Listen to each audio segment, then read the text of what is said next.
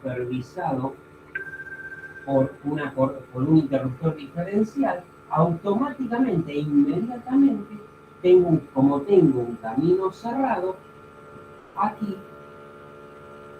lo va a detectar el interruptor diferencial. Entonces va a actuar en un tiempo de cuánto.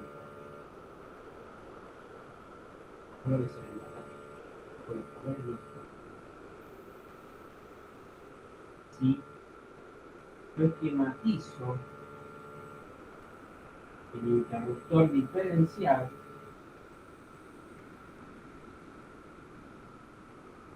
es esto.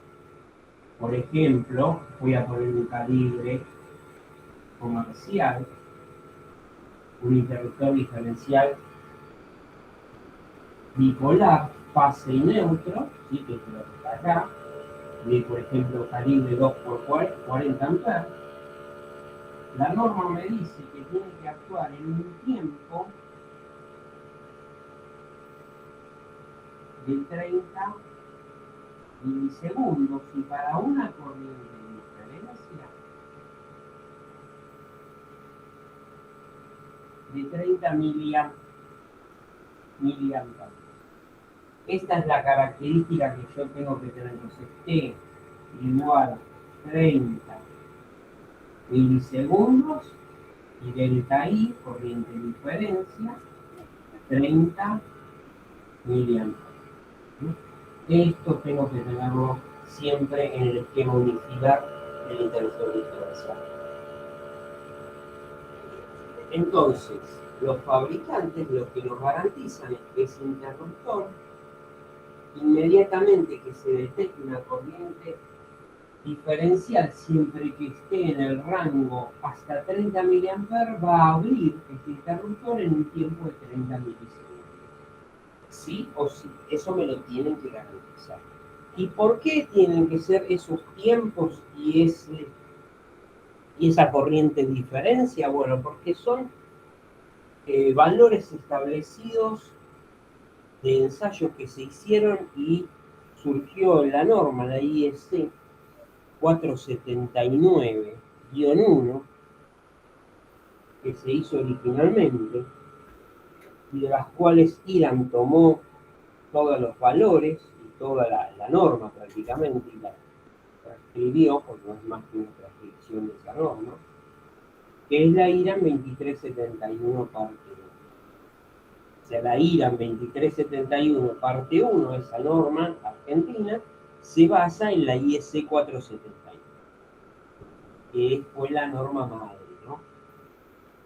La que surgió de ensayos con seres vivos, con seres con animales y con cadáveres. De esa manera se obtuvieron los valores de los que ahora vamos a hablar. Entonces, no alcanza la protección diferencial en nuestra norma por sí sola, necesita de otro elemento más presente en la instalación. ¿Y cuál es ese elemento presente en la instalación?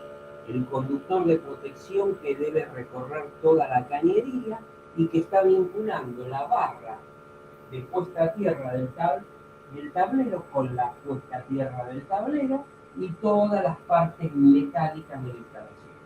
¿Se entendió? Entonces, el diferencial y la puesta a tierra, ¿sí?, son complementarios, es decir, necesito de las dos para garantizar la adecuada protección por corriente diferencial en una instalación eléctrica. ¿Se entendió? Sí, sí. Bueno, ahora lo que vamos a ver es cómo actúa ese interruptor. Y eso está esquematizado en el dibujo básico que es aquí. ¿De acuerdo? Bueno, miren. En todo momento está entrando una corriente. Acá tenemos una bobina que se llama bobina de fase. Acá hay una bobina que se llama de neutro y una bobina de apertura. Entonces, la cosa es así. Yo tengo una corriente, ¿sí? Acá tenemos la carga, la resistencia, y esto que puse son el toma corriente, ¿sí?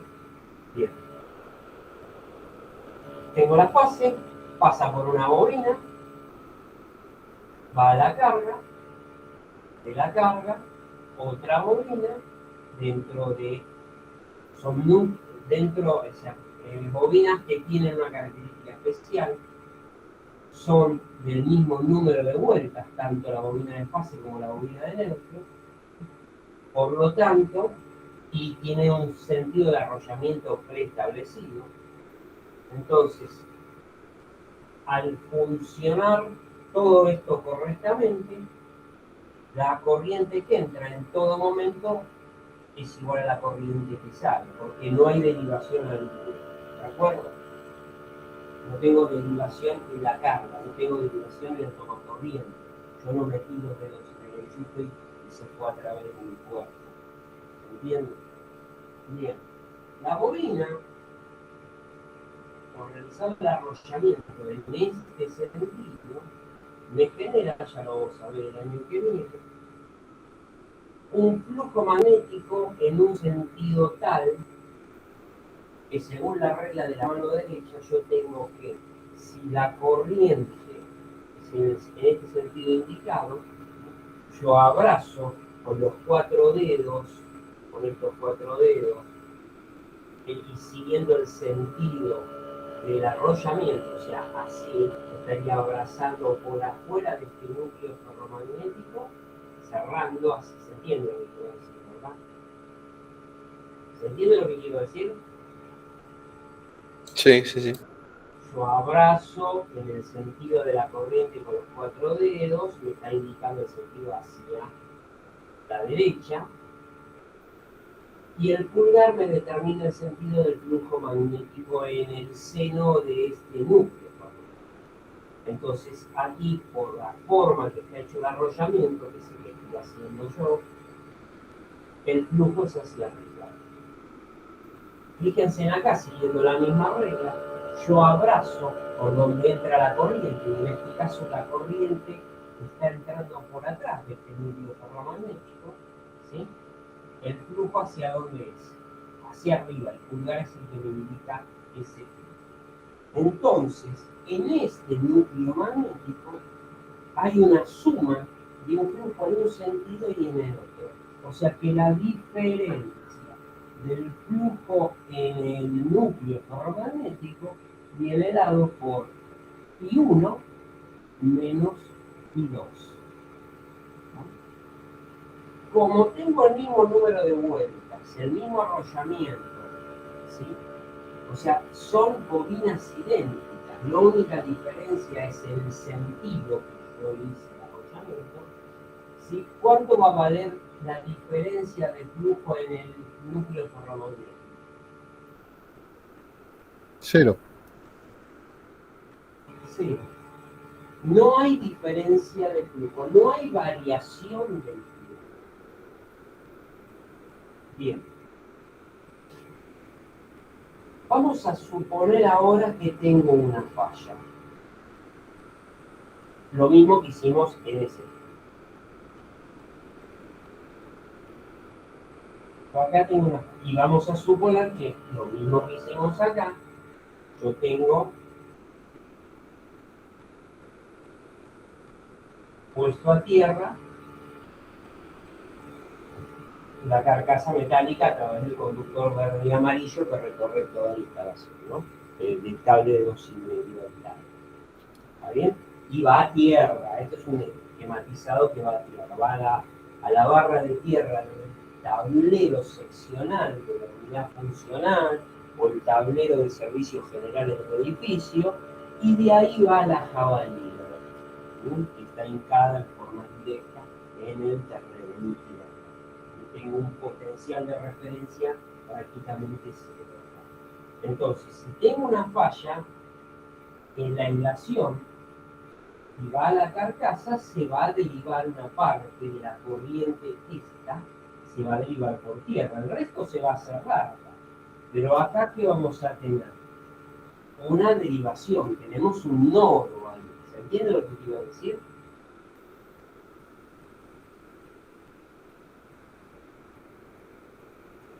¿Se entiende que hay un nodo ahí? Sí, un divisor de corriente. Es un punto de contacto a la carcasa. Se tocó el cable con la carcasa metálica. ¿Sí? Una porción va a quedar derivada de la corriente. O sea, acá tendríamos una corriente para el caso de fallo, ¿no? Y uno, por acá tenemos una y dos, y por acá se va a ir una parte, que es la y 3. Entonces, en la bobina de neutro, o en esta bobina que es idéntica a esta, va a circular la corriente I2. ¿Sí? O sea, acá vamos a tener I2. Donde I1 es mayor que I2. Seguro. No sé en qué proporción, pero seguro. Entonces, por lo que pusimos acá, I1 va a ser mayor que I2. Quiere decir que acá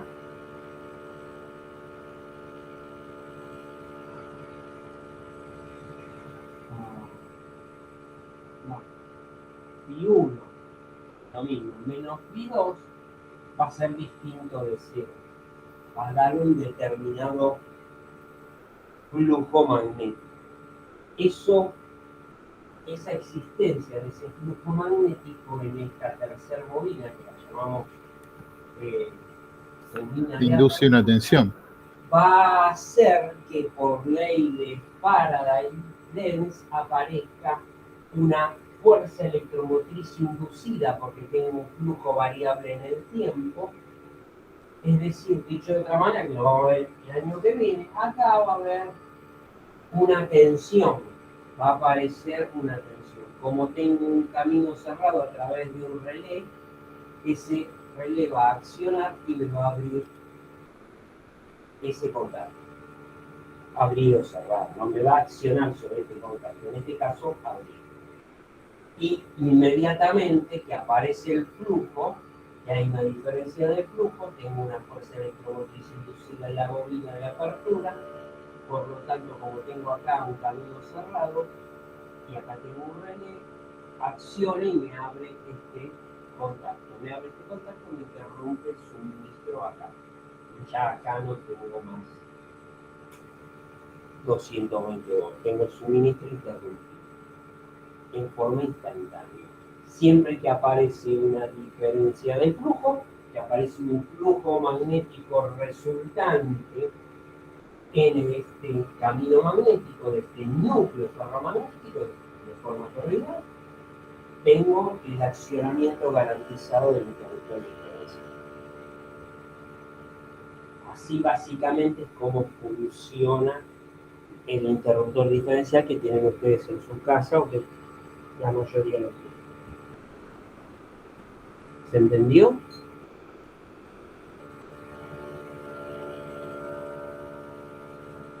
Más o menos conceptualmente, ¿entendieron de lo que estamos hablando?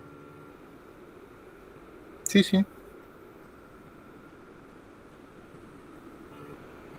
Bueno, vamos a hablar un poquito ahora de cuáles son las razones que yo les estoy marcando ahí.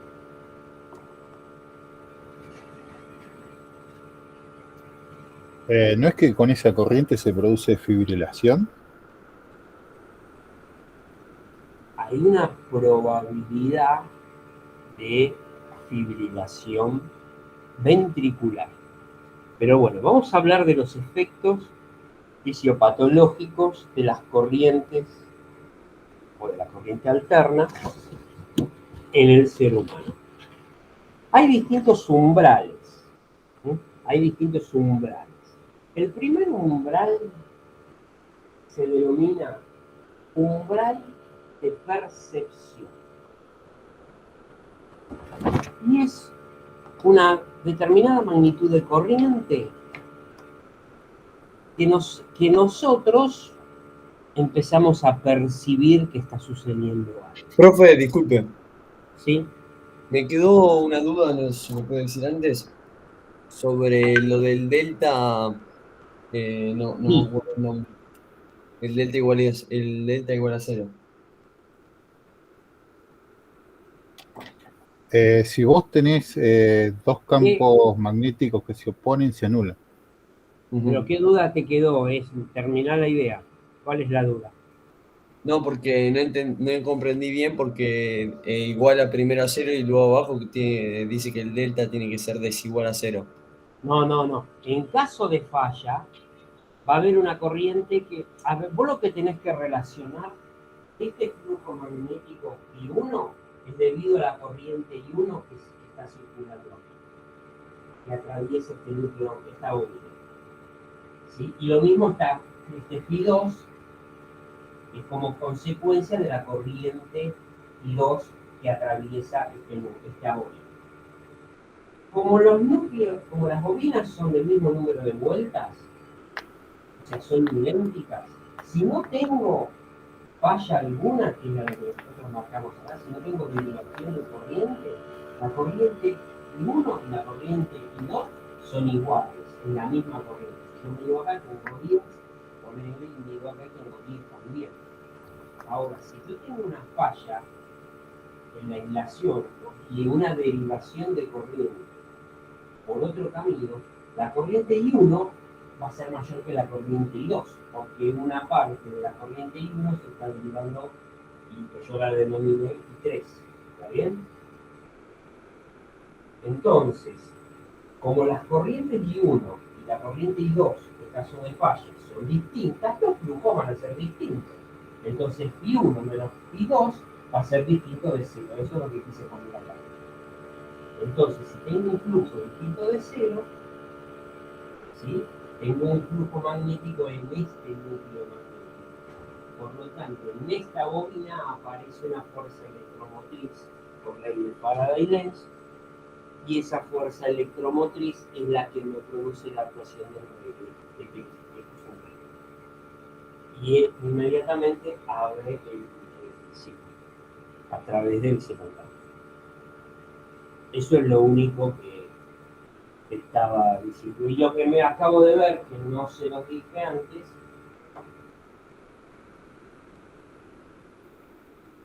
no terminé el dibujo, es esto. Esto es un botón que ustedes lo deben conocer, es el botón de prueba del diferencial, ¿sí? Que se acciona cada cierto tiempo. Y fíjense, creo a través de este botón, que es un contacto abierto, cuando lo oprimo, cierro la bobina de fase del interruptor diferencial a través de esta resistencia, y ven que está conectada al neutro. Es decir, hago un puente, simulo una falla a través de con el solo hecho de oprimir ese botón de testeo, que los fabricantes recomiendan hacerlo cada 2 meses, 3 meses, 6 meses, depende, ¿no? O sea, regularmente probar para garantizar que el relé o que el interruptor diferencial está funcionando adecuadamente. ¿Está? Ahí está, Entonces, muchas gracias. ¿cómo? Ahí está, muchas gracias. Bueno. Eso me queda duda. Bueno, entonces, habíamos hablado de los umbrales. Los umbrales que percibimos nosotros, los seres humanos. ¿Cuánto creen que es el umbral de percepción de la corriente eléctrica? ¿Cuánto yo puedo percibir que por mí se me está estableciendo una corriente eléctrica? En magnitud, ¿cuánto vale esa corriente a partir de la cual yo percibo que algo El alterna, ¿no? alterno? Sí, por supuesto. Porque hay como una diferencia. Sentir un cosquilleo. No me acuerdo Sí, porque... cuando vos sentís un cosquilleo, decís, acá pasa algo, ¿no? Bueno, ¿cuánto te crees No sé, que es? 5 A ver, tiren miliamperes. algo, no se hagan problemas, tienen un número, tantos amperes, tantos... 5 miliamperes. o es muy poco. 5 miliamperes, decís vos, Diego. ¿Y sería 500 miliamperes la corriente necesaria No. para un arco? No. 5 miliamperes. ¿Alguien que diga menos? Un miliamper. Le dijo, ¿eh? Y yo le dije a alguien que diga menos. ¿Cuánto decís que, Juan? Que no sé, ahora justo me estaba acordando de un video de un canal de un tipo que prueba un montón de cosas con electricidad que se llama Electroboom, que es como un indio que se hace, siempre revienta cosas, que hizo un video justamente grabándose a ver cuándo comenzaba a sentir, creo que lo hizo más con continuo, igual, ya no me acuerdo. Cuando Bueno, empezaba a sentir. Sí, que igual cambiaba según la frecuencia que usaba. obvio. Claro. Les voy contando. El umbral de percepción establecido por la norma de los ensayos que se hicieron es de medio miliamper. Estuvo cerca el que puso 0,2 por ahí. O sea, miren, piensen ustedes, con medio miliamper es lo que ya podemos empezar a percibir. Y se estimó o se estableció como umbral de percepción de la corriente alterna medio miliamper. Bueno, hay otros valores, hay otros umbrales. Les voy a dar un ejemplo. Imagínense que yo acá tengo un cable. Esto no es un cable, pero bueno, esto es para la próxima clase. Me quedó del lunes. Tengo un cable y yo hago esto. ¿Qué pasa? Establezco un camino cerrado a través de mí, supónganse que yo estoy a tierra, ¿sí? ¿Puedo soltar fácilmente? Depende de la corriente que circule. Depende de la corriente que se establezca por este camino, ¿sí? ¿Saben cuánto es el valor máximo que soy capaz o que el ser humano es capaz de abrir su mano, de soltar la mano y se llama umbral de soltado? ¿Cuánto creen que es? Tiene que ser lo suficiente como para clavarte los músculos, digamos. O sea, Ahí dijiste algo muy interesante, clavarte los músculos, lo dijiste en criollo, pero está bien lo que querés decir. O sea, yo tendría que tener gobierno sobre mis músculos. Bueno, el umbral que sigue es el umbral de soltado. ¿Cuánta es la corriente que no me permite más soltar mi mano si lo agarro de esa manera, ¿no? Por algo prueban cuando se prueba, o cuando uno manualmente quiere probar si algo tiene tensión, toca al revés, ¿no? Si yo quiero saber si esto tiene tensión, no hago así. Tiene tensión, no hago así. Con el dorso de la mano. Claro, ¿por qué hace con el dorso de la mano? Porque si tiene tensión, contrae los músculos y despega. La reacción natural sería hacia atrás. Es decir, se contrae, no quiere decir que cuando circula una corriente o cuando se establece una circulación de corriente, se tienden a contraer los músculos, por eso no puedo soltar. Bueno, el umbral de soltado son 10 miliamperes, chicos. ¿Cuánto? 10 miliamperes. 10 miliamperes. Por encima de una corriente que se establezca en mi cuerpo o en mi mano, ¿no? Siguiendo el ejemplo que di, por encima de los 10 miliamperes, yo pierdo el gobierno de mis músculos o de los músculos de mi mano. Por más que mi cabeza, yo le diga, por más que yo esté pensando, diga, soltar, abro la mano, tiendo a abrir la mano, pierdo el gobierno sobre mis músculos. No puedo abrir corrientes mayores a los 10 miliamperes. Es bajo, ¿no? Sí. Estamos hablando de 10 miliamperes. Más subimos en magnitud de la corriente, empezamos a tener problemas. Estamos hablando de magnitudes de corriente que se deriven, de corrientes que se deriven a tierra, o que corrientes que se deriven, corrientes que se deriven a tierra sobre mi cuerpo. Entonces, 15 miliamperes empezamos a tener problemas de ahogo, digamos, ¿por qué? Porque se tetanizan los músculos que nos afectan a la parte respiratoria o encargados de abrir y cerrar los pulmones. ¿Se entiende lo que digo? Sí, el diafragma y... Cuando nosotros respiramos, los músculos automáticamente se expanden, ayudan a expandir la caja torácica y cuando exhalamos contraen, ¿no? Es todo esa tecnología implícita que tenemos, ¿no? Bueno, se pierde gobierno sobre los músculos, se produce un fenómeno que es envejecimiento, que se llama tetanización de los músculos, de todos los músculos del cuerpo, pero 15 miliamperes ya nos están empezando a afectar los músculos respiratorios, ¿no? o asociados al sistema respiratorio. Y empezamos a tener problemas de asfixia. Los podemos empezar. Igual esto depende bastante del camino que siga la corriente y de cómo estés tocando. Muy bueno lo que dice David. Todo depende del camino. Obviamente, si yo estoy apoyado en una parte metálica, estoy tocando un cable que está acá, estoy maniobrando, se va a cerrar por este camino, no me va a afectar ciertos músculos. Pero también, teniendo en cuenta lo que dijiste, depende del camino, la pregunta que me surge es ¿cuánto valemos nosotros desde el punto de vista óhmico?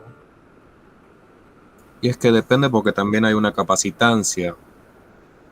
Entonces, si vos te medís, el valor va cambiando, pero más o menos creo que estaba por los 5000 ohms o algo por el estilo.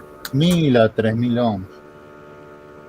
1500. ¿Y qué representa la capacitancia? Bien no es. De 500 a 1500. La norma establece que nosotros, en condiciones normales, y teniendo en cuenta que debemos estar secos, ¿no? Valemos alrededor, óhmicamente, de 1000 ohms. Un poquito más, 1600, ¿no?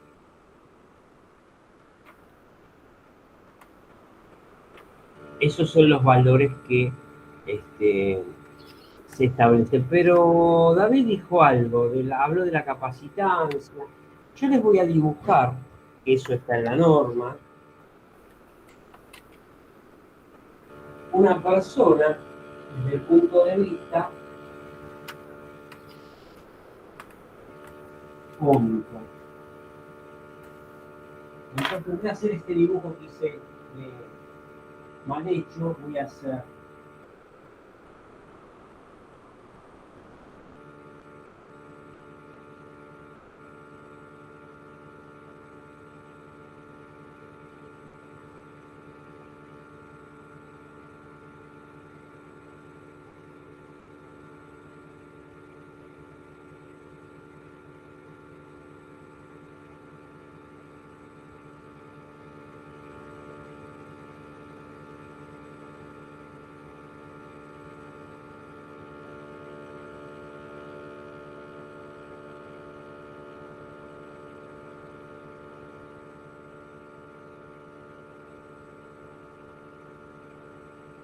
bueno,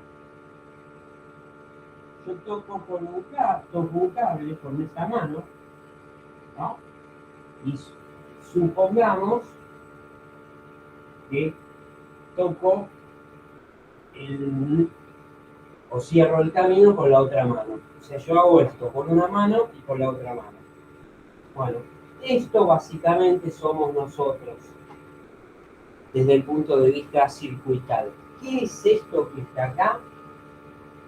La resistencia de contacto, ¿sí?, de una mano, por ejemplo, y esto es la capacitancia en paralelo del punto de entrada, por ejemplo, de la corriente, si es una mano. Y acá son la resistencia de contacto de la parte 2, con la que se va la corriente, por decirlo de alguna manera, la capacitancia, y esto me representa la resistencia interna de mi cuerpo. Todo eso somos nosotros. O sea, un equivalente de la impedancia del cuerpo humano, la tenemos representada circuitalmente de esa manera. O sea, tenemos la resistencia y la capacidad de la piel, que es el contacto, y lo mismo con la piel de la parte de salida, y está la resistencia interna del cuerpo. O sea, hay muchos factores que dependen o que modifican la impedancia, yo que sé, con esto acá, seca del cuerpo humano. Es decir, hay múltiples factores, y ahora los vamos a mencionar. Es lo mismo tocar un punto. Supóngase que el pizarrón está a 220 voltios, ¿sí? Es lo mismo que yo toque así, que yo toque así. No, porque mientras más superficie, menos resistencia. Exactamente. Entonces, si yo toco así, esta resistencia es mayor. Si yo toco así, este valor va a ser menor. Y lo mismo con la capacidad va a cambiar. Porque no se olviden que la piel, en realidad, es un capacitor de caras paralelas. Entonces, nosotros, cuanto mayor área, ¿se entiende lo que quiero decir? Se va a modificar. Tanto en la entrada como en la salida. Ahora, ¿es lo mismo que yo estoy seco o estoy mojado? Si yo tengo la mano húmeda, ¿es lo mismo que tener la mano seca? ¿O el dedo húmedo con el dedo seco? ¿Se entiende? No, va a cambiar. Disminuye la resistencia del contacto. La que no cambia es esta, es la resistencia interna del cuerpo. Y en la norma hay distintos caminos, como bien dijo David por ahí, y distintos valores en función de esos caminos. No es lo mismo un camino mano-mano, ¿sí?, que un camino mano-pie, o que un camino mano-espalda. ¿Se entiende? Son los posibles lugares donde se establecen los puntos de entrada y salida de la corriente. ¿Está? Ahora, ¿qué opinan? Acá, ¿tengo un valor alto o un valor bajo? Conceptualmente, ¿eh? La interna, Uh-huh. bajo. ¿Por qué? Y porque creo que somos como 70% agua. ¿Por qué tengo un valor bajo? La pregunta es conceptual, no quiero un valor, no me interesa. Y dijiste bajo y te digo que sí, te pregunto por qué y justamente por qué es bajo. ¿Quién te lo dice? A ver, ¿qué elemento? Y ¿De dónde porque el te cuerpo agarras tiene para mucho decir que es líquido. bajo? ¿Mm? Digo, el cuerpo tiene mucho líquido. Porque somos básicamente agua. Entonces, la resistencia interna nuestra es muy baja, ¿sí? Es decir, si se perforó la aislación de los puntos de contacto, acá y acá, o sea que si el tiempo, ahora vamos a hablar también, es suficientemente grande y el punto de contacto, el área de contacto también, entonces al tener bajos valores tanto en la entrada como en la salida, estamos en el horno. Les hago una pregunta, y este es un poco un chiste que siempre hago, ¿no? En una obra hay un una persona que tiene un choque eléctrico. ¿Es lo mismo que sea antes o después de las 12? Sí, porque después de las 12 almorzó y tomó, Ah, vos estás suponiendo que tomó vino. puede ser. Tomando agua también, Sí, pero con tomando algo todo. vino peor.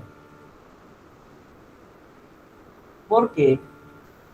El vino conoce más, el alcohol Porque conoce. el alcohol baja la resistencia interna, ayuda.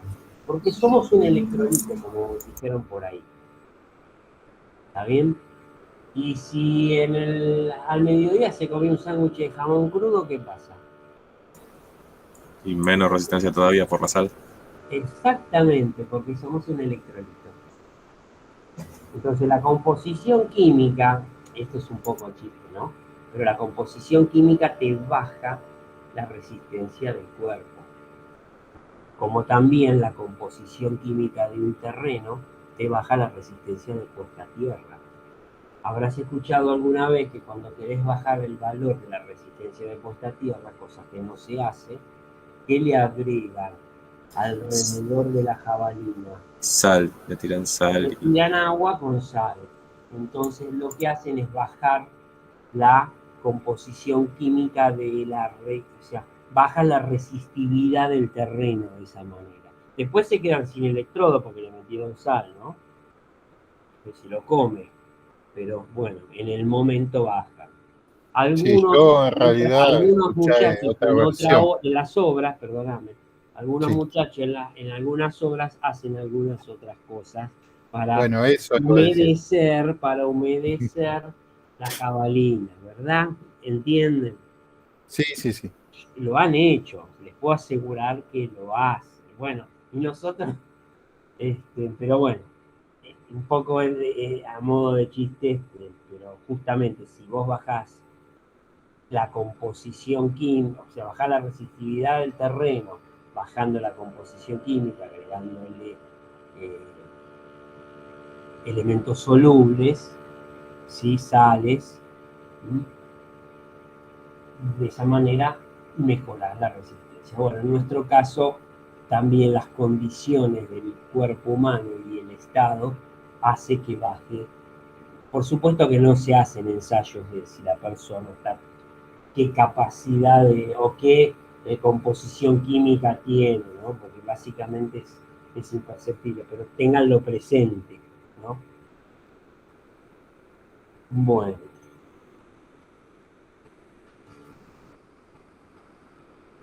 volviendo un poco al tema del principio que hablamos, y por ahí dijeron 1000 ohm o 1000, o 1500. Vamos a tomar 1000 ohm como valor de resistencia de puesta a tierra, perdón, de resistencia al cuerpo humano. Suponete que yo valgo 1000 ohm, acá falló la aislación, no hay interruptor diferencial, perdón, no hay puesta a tierra, toco. ¿Qué cuenta básica haríamos para ver qué corriente se establece por mi cuerpo? Ley de Ohm. Ley de Ohm. ¿Qué dice la ley de Ohm?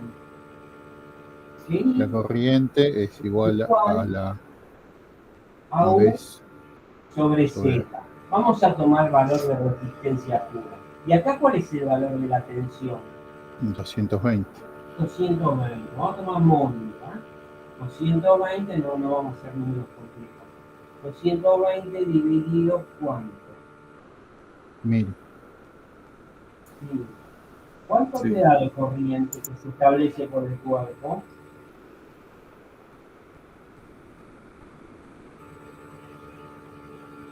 ¿No?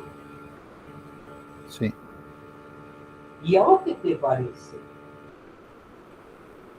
¿Una corriente pequeña o es una corriente importante? Aún estando 6 con nosotros, ¿eh? Así, con este valor de 1000 ohms.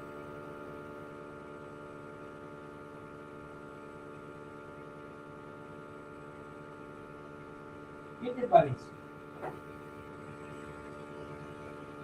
Es bastante importante. Es bastante importante. Y si querés, tomá 1600.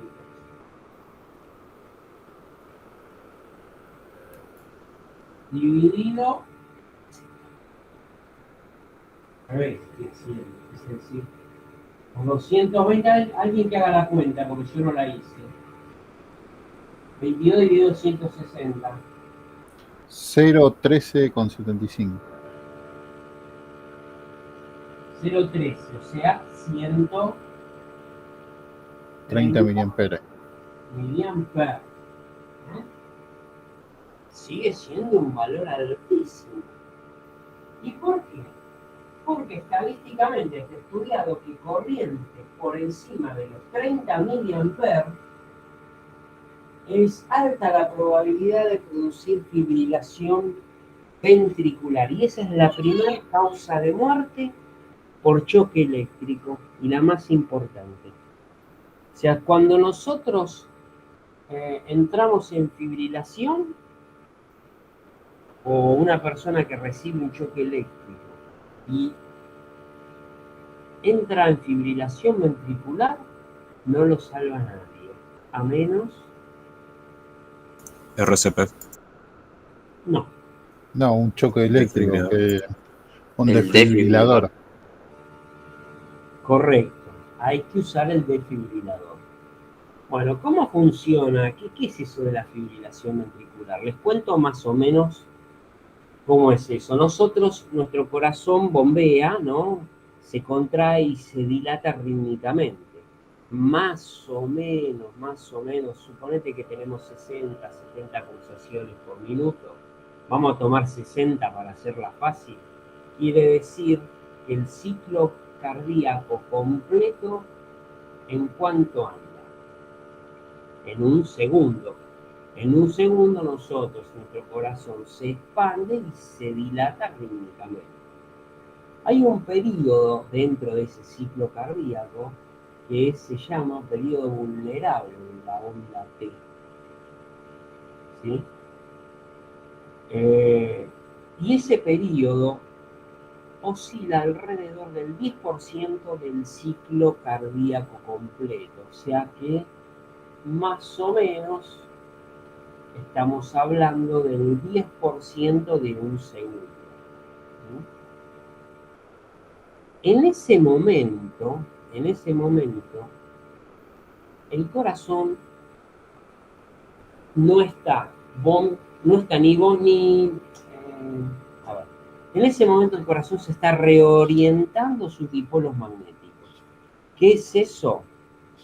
Bueno, se los cuento. Eléctricamente, supónganse que esto es el corazón, va a haber un momento que las fibras del músculo cardíaco están todas en un sentido. Estos que yo estoy buscando así son dipolos, ¿sí? Dipolos magnéticos que se orientan en un sentido y se reorientan y se invierten. Cuando se orientan a la derecha, ¿sí? Diciendo algo metafórico, ¿no? Cuando se orientan en este sentido, el corazón se expande. Cuando se reorientan en sentido contrario, se contrae. ¿Se entiende? Ese es básicamente el funcionamiento. Es una orientación de los dipolos magnéticos de la fibra del músculo cardíaco en un sentido que en el otro. En un sentido que en el otro. ¿De acuerdo? Rítmicamente. ¿Sí? Bueno, cuando van todos en un sentido es una cosa, cuando van en el otro es diástole o sístole, no importa, pero hay un momento que se le llama periodo vulnerable del ciclo cardíaco que está volviendo hacia el otro lado, pero no está ni orientado ni en un sentido ni en el otro, está reorientándose, o sea, está cambiando de orientación. Si en ese momento del ciclo cardíaco se produce lo que llamamos el choque eléctrico, ahí el corazón entra en fibrilación. ¿Qué significa que hace esto? No sabe si tiene que ir para la derecha o tiene que ir para la izquierda. ¿Se entiende lo que quiero decir? Sí, sí. Bueno, si recibís el toque eléctrico en el momento ese que se denomina vulnerable, que es el 10% de un segundo, no hay quien te saque de ese estado. Entonces, en ese estado no va ni para acá ni para acá. O sea, ni se expande ni se contrae. Y si no se expande ni se contrae, no bombea sangre en todo su circuito. Por lo tanto, no te llega el agua al tanque. ¿Se entiende lo que quiero decir? No hay circulación de flujo sanguíneo, la presión abruptamente cae a cero, te quedaste sin presión, es como si se hubiera cerrado la canilla, no tenés flujo sanguíneo en el cerebro y en muy poco tiempo, chao. Eso es lo que pasa. A menos que, como bien dijeron por ahí, utilices un desfibrilador. ¿Qué es el desfibrilador? Te inyectan un pulso de corriente, te aplican una diferencia de potencial en determinada parte del cuerpo, ¿no? Está puesto ahí como cerro, ya lo van a ver seguramente el año que viene o el otro, en seguridad y riesgo eléctrico, lo van a ver diciendo. Y te vuelven a, ¿qué? A reorientar los dipolos de las fibras cardíacas. Y otra vez entra el ritmo. Casualmente, un corazón de una persona que recibió un choque eléctrico sirve para trasplante. Miren qué interesante.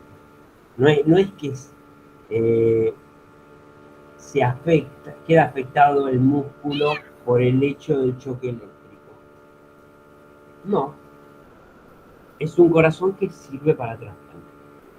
Si el tipo que lamentablemente fallece por una descarga eléctrica, bueno, puede donar órganos y ese corazón sirve.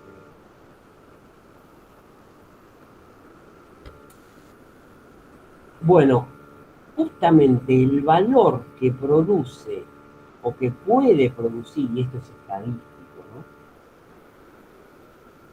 Es por encima de los 30 mA. A partir de los 30 mA aumenta la probabilidad de sufrir o entrar en fibrilación ventricular. Y si no entraste en el primer ciclo de la corriente, ¿cuál es el ciclo de la corriente? ¿Qué tiempo? 20 milisegundos. O sea que se cerró el camino, pasaron 20 milisegundos, se repite el fenómeno, ¿verdad? De corriente que circula por tu cuerpo, ¿estás de acuerdo? Sí. Bueno, si en el primer ciclo, que son 20 milisegundos, no cayó en el periodo vulnerable, aumenta la probabilidad que caiga en el segundo, porque no fue despejada esa falla, sigue habiendo circulación de corriente en tu cuerpo. Por lo tanto, segundo ciclo, tercer ciclo, o sea, 20 milisegundos, 40 milisegundos, 60 milisegundos, aumenta mucho la probabilidad de entrar en fibrilación. Entonces, por esa razón, el interruptor diferencial debe cortar como mucho en 30 milisegundos. Y para una corriente máxima de falla a tierra de 30 mA. Por eso es 30 milisegundos, 30 mA.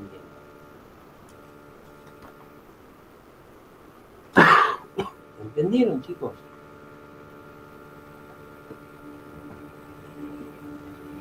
Sí. Siempre estamos hablando de protección a personas, no los de 300 miliamperes o de 1 ampere que hay.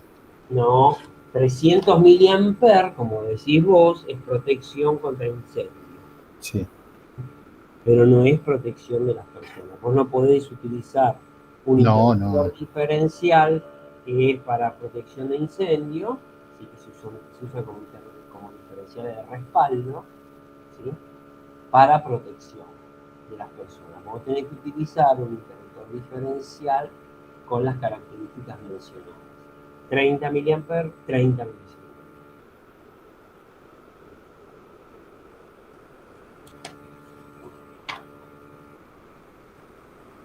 ¿Sí? ¿Se entendió? Sí, sí. ¿Algo que quieran preguntar? Pregunten. ¿Quieren que repasemos algo de lo que estuvimos hablando?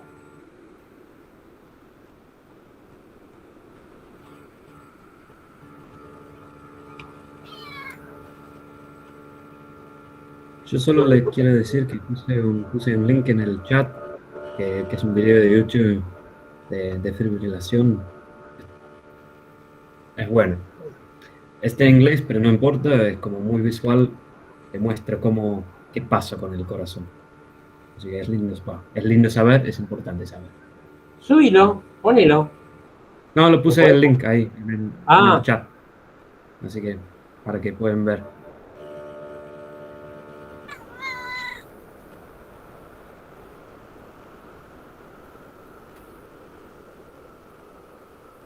Bueno. ¿No hay preguntas, sí?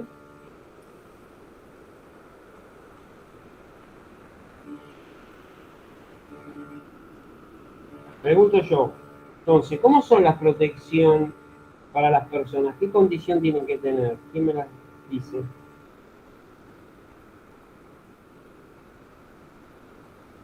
O sea, que una instalación esté realizada de acuerdo a la reglamentación, ¿no? Que todos conocen. Para garantizar la protección de las personas, ¿qué se debe cumplir? Jabalina de puesta a tierra, la puesta a tierra menor a 40 ohms e interruptor diferencial de 30 miliamperes y de accionamiento de 30 milisegundos. Correcto. Bueno. ¿No hay ninguna pregunta más? Yo tengo una pregunta para los no técnicos, porque Dale. creo que los técnicos ya saben esto.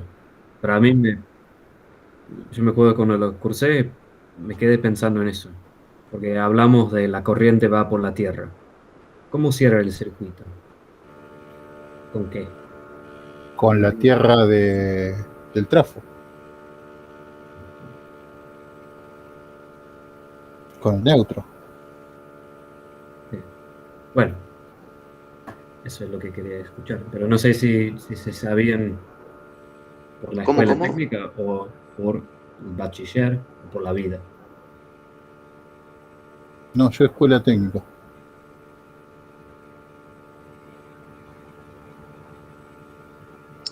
Richard, ¿cómo es eso? O sea, la pregunta es si ¿qué hay al final de la puesta a tierra? Algo así. O sea, digo, digamos, la corriente entra por la fase, sale por el cuerpo de la persona, va por la tierra, pero de una forma cierra un circuito. Pero, ¿dónde? Es la pregunta, digamos. Pero el compañero lo dijo. No sé si lo entendiste. O sea, dentro del mismo cuerpo cerraría. No, cierra el circuito con el neutro del trafo. ¿Trafo? Del trafo, sí. Del ¿Cuál es trafo el de trafo? alimentación. Ah. ¿Viste el trafo que El pasa? Va por... transformador que alimenta el circuito. Sí. Lo que pasa que, ahora yo voy a hacer un esquema lo más rápido posible en función de la pregunta. Mm.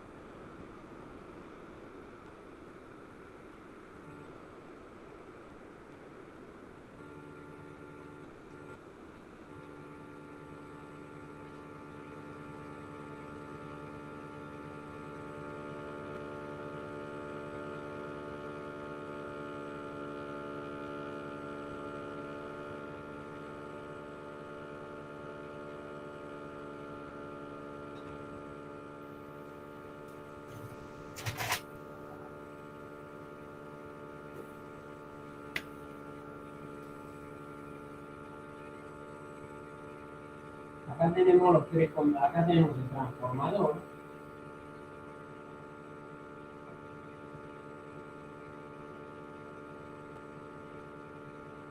Y acá vamos a indicar la fase R. Vamos a arriba.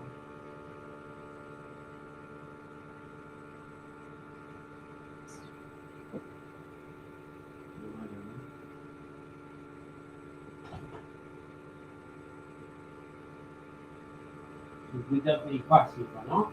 Los tres conductores activos y el neutro en el centro de estrella. La pregunta que hizo, suponiendo que yo conecto una carga, la conecto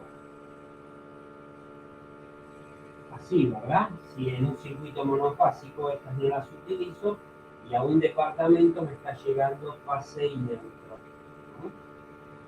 ¿Está bien? Este es el neutro de servicio, el centro de estrella, va sólido a tierra. Entonces, la mercancía. ¿Te acordás, Genaro, del ejercicio ese que hicimos de resolución con Kirchhoff? Que teníamos una parte que no cerraba el circuito y por lo tanto no tenía circulación de corriente. El 11. Creo que no me Era acuerdo el abierto. nombre. Claro, al estar abierto, si no cierra el circuito no tenés circulación de corriente. Acá, si no cierra el circuito, no tenés corriente tampoco. Ah, está bien. Tiene que cerrar en algún lado del circuito, por eso tenés ese establecimiento de corriente. Ah, claro. Suponete que no tengo neutro, pero yo puedo conectarme o obtener un cierto potencial siempre que me vincule a tierra. Es decir, si esto es tierra, yo puedo obtener o alimentar una determinada carga haciendo esto, por ejemplo. No tengo vínculo, pero yo obtengo un determinado valor. ¿Está? ¿No te referías a eso? Yo sí, digamos en mi pregunta rápida, porque si ignoras la parte del trafo y estás pensando solo en la casa, es como no estás cerrando un circuito, pero como Diego decía, en realidad cerras el circuito, pero es un circuito enorme, porque vuelve hasta el trafo de norte, de sur. O sea, por eso el mejor ejemplo es el pajarito que está en la línea de alta tensión y se posó sobre la línea, no le pasa absolutamente nada. Pero si sale volando y con las alas toca ambos conductores activos, desaparece. O si vos tocas una parte metálica y vos estás trabajando en la línea o en donde sea, estás trabajando con tensión, tocas una parte metálica, cerrás el circuito, ahí estableces un camino cerrado. Y ahí es donde... Chau. ¿Verdad? Claro, sí, sí. Bueno, gracias a todos. No. Bueno, ¿tienen alguna pregunta o empezaron a hacer algo de los esquemas unifilares? Un poquito atrasado con ustedes. ¿Hay que hacerlo unifilar a eso? Obvio. Hay que hacer unifilar de la unidad funcional. Sí, yo tengo... La unidad funcional de 4 ambientes. Básicamente ustedes, ¿en qué grado de electrificación hicieron? Superior. Sí, el de 4 ambientes es superior. Sí. ¿Y el de 3 ambientes? También nos quedó en superior. No, ¿cómo los dos en superior? Uno lo tienen que hacer en Uno mínimo. lo hago en mínimo, bueno. ¿Cómo? Uno lo hago en mínimo. Uno en mínimo o medio, que es lo que voy a Bien. mostrarles ahora.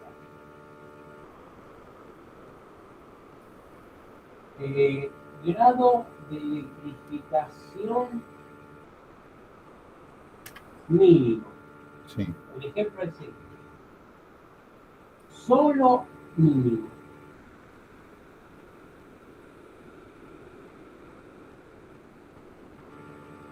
Me permite utilizar como interruptor de cabecera el interruptor diferencial. ¿Está claro? Sí.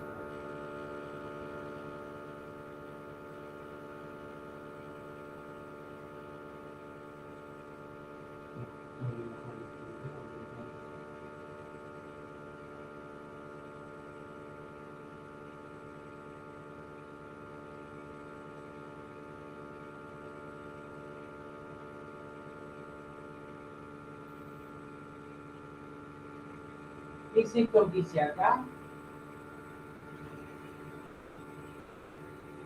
El tablero principal de la unidad funcional que sea. Acá que tenemos El medidor. el nicho del medidor, correcto. Y acá, antes de que se me quede sin Sí, la barra de distribución de. la toma, sí, eso es la toma o barra de distribución del gabinete de medidores.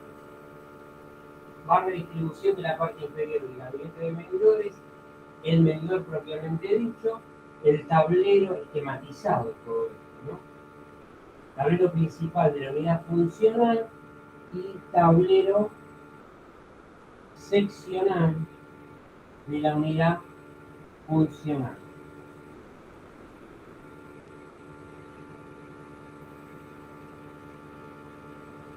El esquema es este.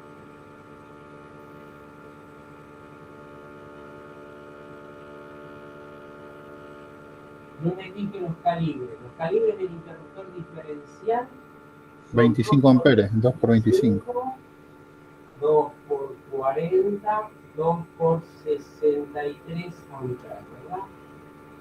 Esos son los calibres comerciales que más se utilizan, ¿no? Y el interruptor diferencial puede ser monofásico, o sea, fase neutro, ¿no? O 4 por 25, 4 por 40, 4 por 60. ¿No? O es monofásico o es tetrapolar. ¿De acuerdo? Esto es mono y esto es tetrapolar. Esos calibres son de interruptores diferenciales, los AC. Sí, correcto.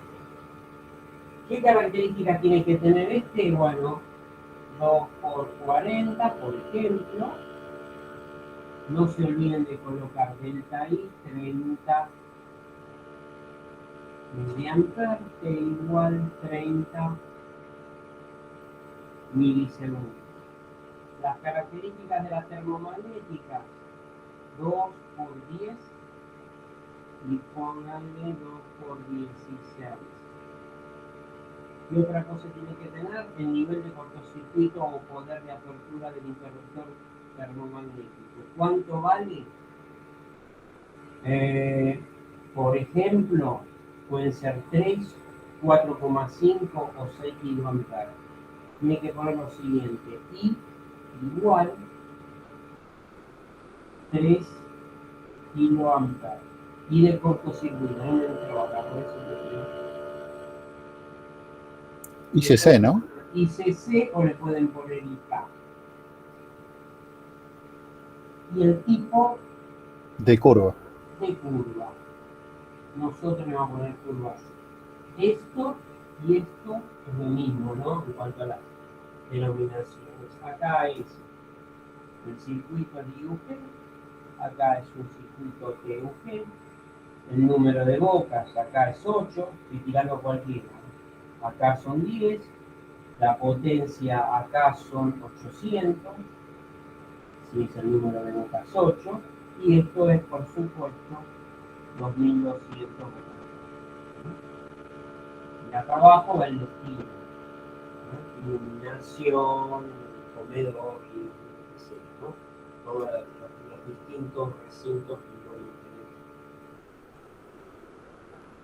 Básicamente esto es el tablero o el esquema unifilar para el tablero seccional del grado de electrificación. Si lo hicieron en grado de electrificación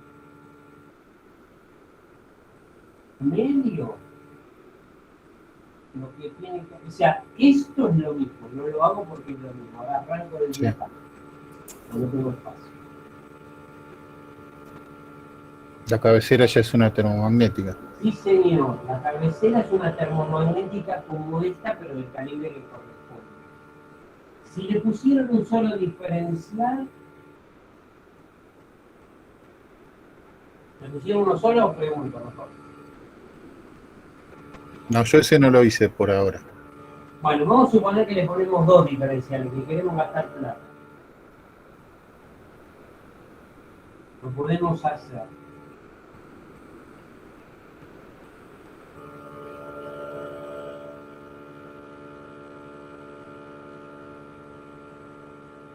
Y ponele, acá tenemos un circuito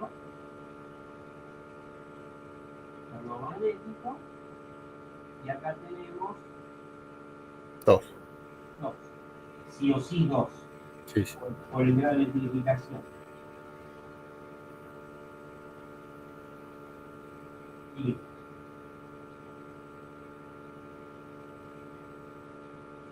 esto es IUG,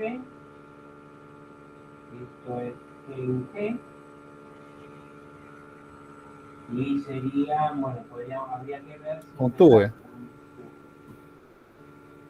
ver, tenemos 2200, 3300, sí, 1000, 5, 6, 500, sí, da.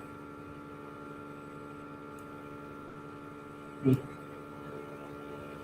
Esto sería lo mismo, ¿no? Acá vamos a poner 2 por 10. Yo le pongo nada más que 2 por 16 y 2 por 20. Sí. Ya Entonces, tendría. Ese aguas arriba sería 2 por 25 y ese 2 por 40.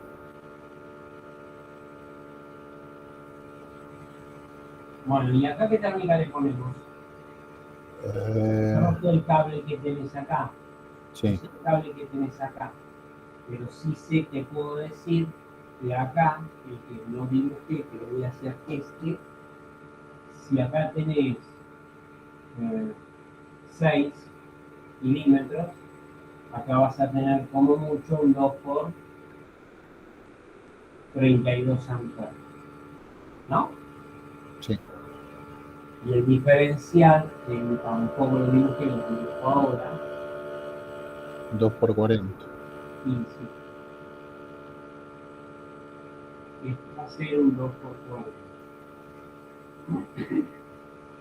Esto es el diferencial. ¿Está bien? Y esto está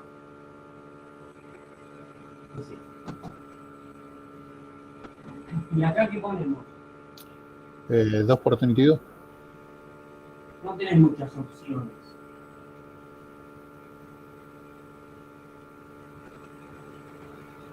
¿Qué opinas?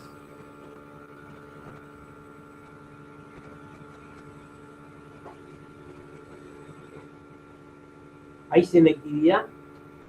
No. No. ¿Y cómo me puedes decir que hay selectividad? ¿Qué me tendrías que decir? Si tengo un cortocircuito en esta barra, cosa bastante improbable, o en este punto, no lo llamemos barra, en este peine, ¿sí? Sí, puede saltar cualquiera de los dos. Puede abrir este y este simultáneamente, o pueden actuar los dos juntos. En realidad, vos lo que tenés que garantizar es que si tenés un corto acá, o sea, en cualquier circuito alejado, actúe este y este quede de respaldo. Así que podés dejar 32 tanto en un lado como en el otro. ¿Está bien? No, pero es lo que hay. No se puede andar modificando los calibres, porque si vos modificás el calibre, si vos querés que haya Sí, selectividad, tengo que cambiar la sección del cable. el cable que no queda protegido, o sea que por garantizar selectividad en esta condición, este conductor le tenés que aumentar la sección para que quede, para que debido a que lo aumentaste, te siga siendo útil como protección de sobrecarga el cortocircuito para ese cable. ¿No? Sí. Bueno, y el grado de electrificación elevada cambia mucho respecto a lo que estamos viendo como concepto acá. No. Yo no sé cuántos circuitos fueron, pero si le agregan un circuito acá y un circuito acá, ya creo que estamos. Eran 5 o 6, ¿no? No me acuerdo. 6 circuitos. Bueno, ahí sí les recomiendo en 6 circuitos 2 diferenciales. Sí. Si no, cualquier falla de un diferencial me deja, de un circuito por corriente diferencial me deja todo afuera. Eso es lo que tiene, respecto al plano. Sí, Yo quería hacer una pregunta respecto al plano. Se ve que hay un extractor en el baño. Ese extractor, ¿cómo lo contemplamos? No hay un extractor. No, porque el baño tiene una montante ahí Sí, atrás. pero ¿sabés de qué es eso? Es una... es la ventilación. Claro, pero no van extractores entonces. No van extractores. Si hubiera extractores, mi consejo es tomarlo del circuito de iluminación. De manera tal que vos cortás el circuito de iluminación y bueno, cortás también el extractor. Sí, está bien.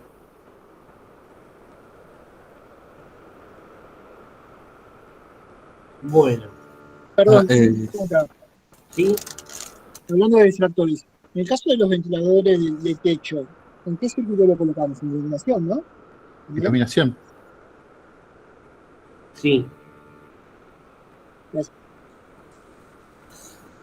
Sí, respecto de la longitud de los cables para saber, ¿cómo se llama? La caída de tensión. Para saber la longitud de los cables de toma corriente, no sabemos por dónde van a ir los caños. ¿En dónde estás hablando? ¿En el departamento o en otro lado? No, el departamento. Habíamos estimado unos metros a considerar. Creo que eran 15 metros como máximo, no me acuerdo bien. ¿Y eso se suma a dónde? ¿A la longitud, digamos, del recorrido así medido a secas en el plano directamente? Vos tenés una distancia entre el tablero de abajo y el tablero seccional, con una determinada sección. Y una determinada corriente nominal o corriente de proyecto, y eso te impacta directamente o se traduce en una caída de tensión en el tramo. Le tenés que agregar la caída de tensión en el tramo que va del tablero seccional de unidad funcional hasta la carga. Y la carga de un circuito de tomas, creo que si mal no recuerdo, habíamos considerado 15 metros. Creo. Directamente ponemos 15 metros, o sea, sí, sin medir. 15 metros porque a mí lo que me importa y a ustedes lo que les tiene que importar también es saber hacer el cálculo y saber que se suman distintas caídas de tensión con su correspondiente corriente y su correspondiente tramo, ¿sí? Y eso es la caída de tensión para una determinada cable tanto en función de los metros y la corriente nominal de ese tramo. La corriente nominal del tramo de toma de usos generales era 10 amperes. Habíamos hecho 2200 volt-ampere dividido en 220 volt y me daba la corriente de 10 amperes. Tenés un tramo, el tramo de ese toma son delta U con las características de L, llamémosle L2, o tramo 2, Sí. 15 metros, sección S2 de 2,5 milímetros, ahí con ese dato entrabas a la tabla, ¿te acordás? Y sacabas los ohm, los volt-ampere por kilómetro, por ampere y por kilómetro, ¿te acordás de eso? Ah, sí, sí.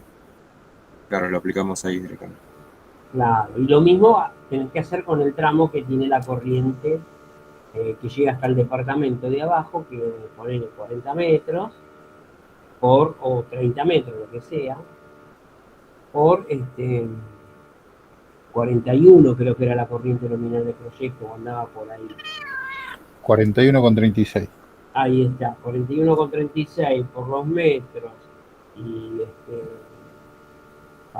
para el cable de 10 o de 6, de lo que sea, te da la caída de tensión que te marca la tabla, y bueno, cuando multiplicas tanto por la corriente como por la longitud, se simplifica, te acordate que era en kilómetros, Sí, sí. la fórmula que estaba en no me acuerdo en qué página, pero en una de las páginas de la norma. Bien. Y después otra cosa. Nosotros tenemos en circuitos de iluminación partes en las que se bifurca, o sea, de una boca salen para 2 bocas más. En esa, ¿cómo hacemos para medir la longitud de esa? No, tomá la boca más alejada, pero yo creo que también es un Listo. valor de la boca más alejada. Bueno. No, Bueno, es importante que lo sepas, pero no es importante para nosotros el cálculo. Es importante que sepas que la longitud me está afectando siempre la caída, que es proporcional. Bien. Perfecto. Listo, gracias. No, de nada. ¿Una pregunta más, chicos? Profe, ¿Sí? entonces como longitud máxima 15. ¿Sí? Listo. Sí, 15 y 10 creo que la boca de iluminación. No me acuerdo ahora.